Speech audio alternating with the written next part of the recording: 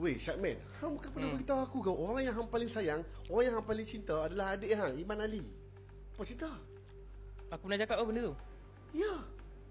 Pernah aku sendiri cakap dengan kau. Hang tak ingat dah lah. Aku kalau boleh aku tak nak ingat lagi lah. Weh, sumpah. Kalau benda macam ni dah jadi aku tak nak ingat lagi lah. Tak payah, biar. Aku pun dah cakap lah dalam story itu. Aku pun dah tak mengaku lagi adik lah. Itu je, senang macam tu je. Tak, Safwan, senang je. Tak payah. Aku tak payah mengaku dia adik lagi. Dah. Settle. Ini tak payah masuk dalam klip ke? Tak, hal dia lah kan. Hal dia lah. Tak, kau nak tahu kan cerita daripada side aku kan sekarang kan. So aku beritahu lah. Tapi tak payah yang sampai tak ambil kot Azim. Klip ni tak ambil kot. Yang pasal adik, teman kau adik tu tadi nampak macam tak, masuk je. Tak apa, masuk je. Biar dia dengar sendiri. Weh. Biar dia dengar sendiri episod ni. Biar. Nanti tag dia. Aku tak peduli pun, tak apa. Aku tak ada hal. Okay. Weh, panas pula tiba-tiba.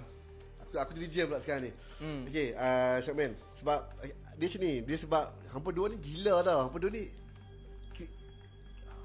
macam nak abang kategori lelaki periang tak pernah ada masalah tiba-tiba jadi macam ni. Aku rasa okay, kau ada memori tu kan. Kau delete daripada kepala kau. Sebab aku dah delete daripada kepala aku. Weh, jangan delete.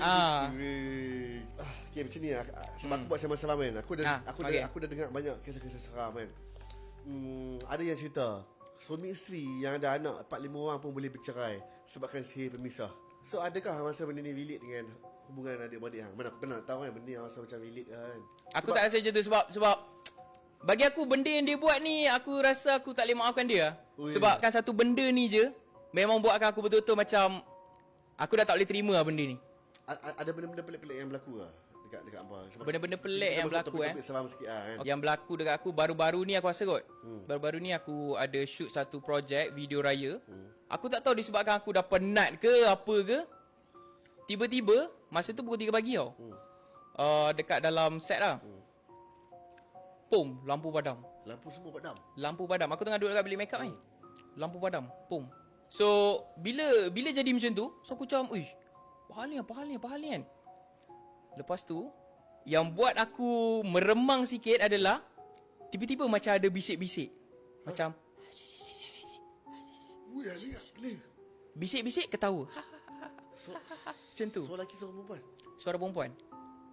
Ramai. Dia macam ramai tapi bahasa tu aku tak faham. Dia macam bercakap tapi aku tak tahu bahasa tu. Tapi shoot tak bagi. Shoot tak bagi. Orang cawa semua cawa. Pukul 3 pagi. Last shoot aku pukul 6. Pukul 3 pagi tak shoot lagi. Bukan tak shoot, dah shoot dah. Tapi tak habis lagi. Tak bagi. Cuma kau takkan boleh sambung shoot? aku tak sambung. Aku tak caw pun. Aku duduk situ sebab aku kurang percaya kan benda-benda macam ni. Hang boleh buat relax je tu.